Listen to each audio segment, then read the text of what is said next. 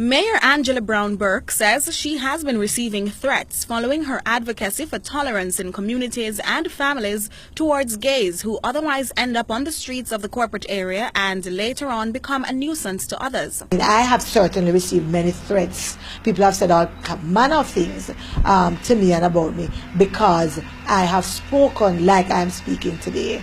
And I believe that that is also something that needs to change.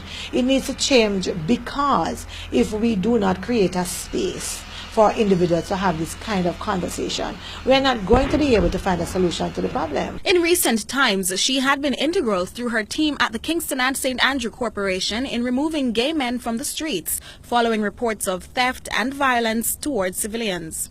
Some of the popular spots targeted include the Shoemaker Gully and Ligony area.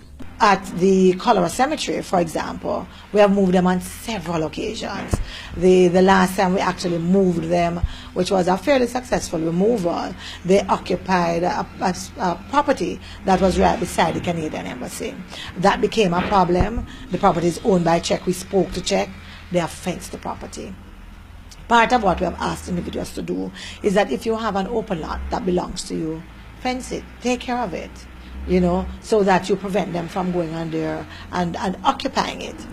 The truth, though, is that as long as there are individuals who are homeless, who have nowhere else to go, they're going to try and find spaces to live and to survive. She has also been encouraging families to allow the men back into their homes as a start to what she describes as a solution for a complex problem. Let's take the sexuality out of it for a moment.